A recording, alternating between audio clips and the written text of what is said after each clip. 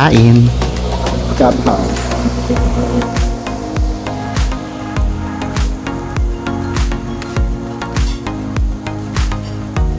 Tara, samahan niyo ako sa kung saan masarap kumain. And today, andito tayo sa Ceres Terminal located sa Lopesina Street, Bacolod City, and we are bound to Don Salvador Benedicto. For 95 pesos, makakarating ka na sa ating food destination. Travel time approximately an hour. Ito na ata ang biyahe na hindi mo kailangan umidlip. Nature feels, diba? Welcome to La Guada Cafe, located to sa Sitio Tuburan, TSB, Negros Occidental.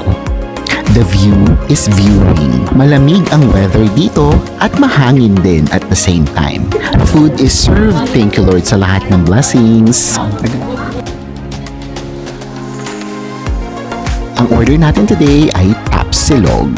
And this is only for 180 pesos. Meron ka ng rice, tapa, side dish, and itlog.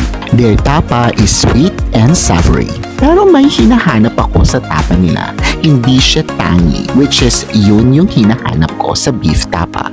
But so far for me, this tapa is a decent one. This is 7 out of 10 for me. I'm not sure kung pwede mag-request ng sinangag or fried rice dito kasi yung kasama niya is plain rice lang.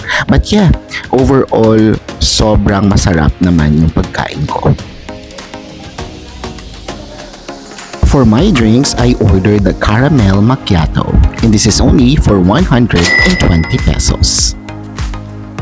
For my coffee, the iced caramel macchiato, nothing special.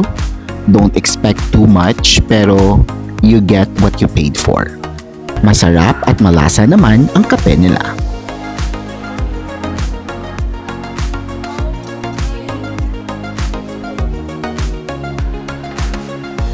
Smooth, sarap. I believe it's time for dessert. Sold. Namin. Hoy, hindi yan dessert! Presenting my dessert, keme. This is their clubhouse. This is the regular one. May dalawang clubhouse sila. Yung isa is yung fried and this one is the regular. This is only for 250 pesos. Their clubhouse is very masarap. Like I can say it's 10 out of 10 for me. Is it blue turnip? I don't know.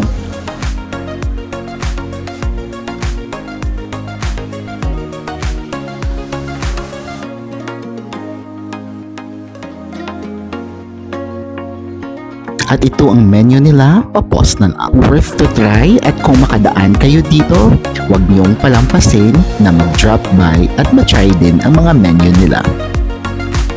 Shout out sa mga friendly, courteous, and accommodating staff nila. 10 to 15 minutes away at makikita mo ang kagandahan ng falls na to.